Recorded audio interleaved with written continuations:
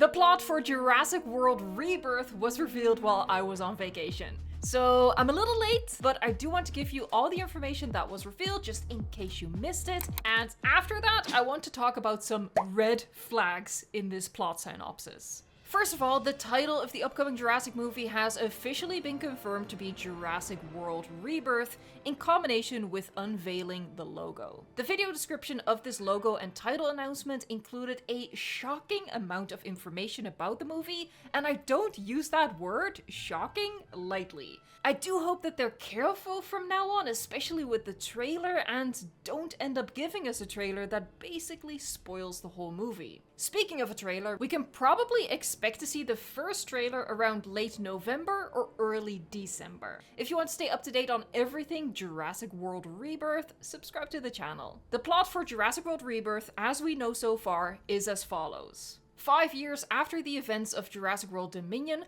the population of dinosaurs has shrunk drastically as the planet's ecology is mostly unsuitable for the survival of these prehistoric species. So the dinosaur populations are reduced to small pockets in tropical environments that they are better adapted to. A team of covert operation experts is tasked to secure DNA samples of the 3 most colossal creatures across land, sea, and air, as this genetic material will have miraculous, life-saving benefits to humankind. This team consists of Zora Bennett, Duncan Kincaid, 3 as of yet unnamed operatives, Big Pharma representative Martin Krebs, and paleontologist Dr. Henry Loomis. As this team goes on their mission, they encounter a family who have been left shipwrecked after their boat was attacked by aquatic dinos. Their words, not mine. The civilians in the story are a father and 3 children. All characters end up stranded on an island together where they come face to face with a sinister, shocking discovery that has been hidden from the world for decades. All this news was accompanied by 2 brand new screenshots, one showing Zora and Henry and one featuring Duncan. That is all the news so far. Of course, I will keep you up to date when anything new comes out, but the rest of the video is going to be just opinion and analysis. So if you were here just for the news, you got it, and I hope you'll hit the like and maybe the subscribe on your way out. Before I talk about the red flags, I need to preface the rest of this video by stating that I won't judge the movie until I've seen the movie. Just because this plot synopsis has me worried and it seems like the movie isn't going in the direction that I personally prefer, doesn't mean I've written it off. I still have hope that Gareth Edwards and the rest of the creative team can execute this well and deliver a good movie. But this plot synopsis in and of itself doesn't excite me, for a couple of reasons. First, and this is totally nitpicky, I don't like that they start this off with referencing how much money they made with the Jurassic World trilogy. Someone in my stream yesterday put it best. That's a line you use on your investors, not on your fans. Yeah, the 3 Jurassic World movies made over $1 billion each, but that doesn't mean they were all good. We don't get excited about how much money you made off of us. As nitpicky as that is though, it is a personal observation of mine that this synopsis just isn't that well written.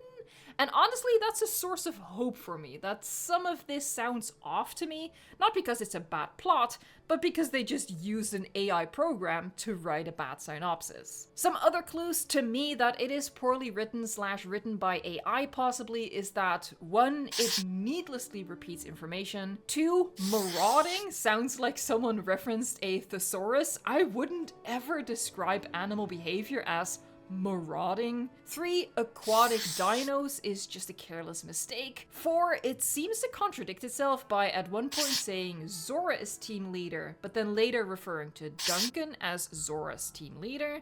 And 5, this is weird. It says based on characters created by Michael Crichton, when I think it should be based on the work or based on the novels of Michael Crichton, not the characters. Let me know in a comment down below, do you think this summary was written by AI? I'm always really bad at making that judgment call, but you know, as long as the movie itself is well written, that's all fine with me. I'm just poking fun at this synopsis. In terms of the story, the first actual red flag is them backtracking on the global spread of dinosaurs as has been established by Jurassic World Dominion and Chaos Theory. Dinosaurs having populated the globe so successfully in such a short amount of time after the events of Fallen Kingdom was always unrealistic. But Dominion and Chaos Theory required us to suspend our disbelief and just go with it. So I did. And because dinosaurs in our world is something I've wanted from the franchise since the ending sequence of The Lost World, I didn't mind too much not asking any questions and just accepting it. I think it's a cool setting for a lot of interesting stories. But now with Jurassic World Rebirth, they're saying, well actually no. Dinosaurs in our world doesn't really work. And it's disappointing to me that I'm not getting what I personally wanted, but I also think that by backtracking, they're putting themselves into the position of actually having to provide an explanation of how dinosaurs were so extremely successful at proliferating all across the globe in a matter of years, and then boomeranging back to near extinction. I'm worried about how they are going to pull that off, if they're even gonna address it. The only explanation I can think of is that the dinosaurs, as an invasive species, initially thrived until they exhausted the natural resources, wrecking the ecosystem from top to bottom, which led to the ecosystem no longer being able to support their population. But that is like an apocalyptic kind of situation where the natural resources have been depleted and the entire food chain is upended. And maybe that is the case, I don't know, but maybe it's also a bit too much for a Jurassic movie to handle well. Just how Dominion didn't really stick the landing with the global food crisis threat either. The second red flag is the whole gimmick of going to get DNA from specifically the three most colossal species across land, sea, and air. This is the kind of convenient science that reminded me of the blood transfusion scene for Blue in Fallen Kingdom, where they didn't need raptor blood per se, but it conveniently worked out in a way that they had to go get blood from Rexy. All of the animals should be sedated. Look for any kind of tetanura, and their blood type should be close enough. Look for carnivores with 2 or 3 fingers, no more than 3. That scene was very contrived, and this three most colossal species thing seems very contrived as well. Just an excuse to make the characters come in contact with the biggest species, because that's gonna look good in the tagline and on the posters and in the trailer. All about hitting that very important $1 billion mark again. I just think it's silly. Why necessarily the three most colossal species?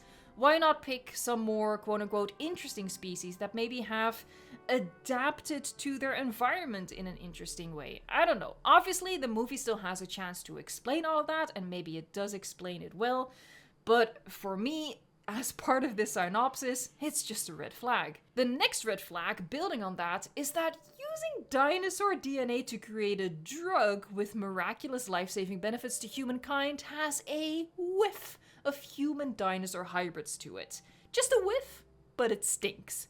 I really hope that's not the direction it's going in, but I can sort of see it going that way, where yeah, if this DNA from these three most colossal species is applied well, it can cure cancer, but oh no, something went wrong and now Kevin looks like this. Is that the sinister, shocking discovery? It's just something I'm worried about. The final red flag for me is that even though they call it a new era and an ingenious new direction, it actually seems like a retread of things they've done in the past. Dinosaur genetics being a potential medical benefits to humans was touched on and fumbled in Dominion. People getting stranded on an island is basically 5 out of the 6 movies so far. The cast consisting of civilians and professionals has been done before. I don't get that. Why would Hammond said 2 teams? And I think specifically the team dynamics will play out similarly to how they did in Fallen Kingdom, where part of the crew is there with good intentions and the other part of the crew is there with bad intentions, and the good guys get blindsided and betrayed by that. Even the 2 screenshots they released are very formulaic. It seems like we have them taking off the scene where characters see a dinosaur for the first time and look at it in wonder, and we have the obligatory red flare scene. I know a lot of people are really excited by this synopsis, and if you are, I'm not saying that you're wrong for being excited, because it's all subjective. I'm just personally not excited. But again, I'm not writing off this movie as doomed yet. It's just that this synopsis is mostly red flags to me. However, again, I will remain hopeful that in the capable hands of Gareth Edwards, it will all come together. Okay, a little off the cuff with Evo at the end here. This video was very negative, because I don't find anything exciting in this plot synopsis.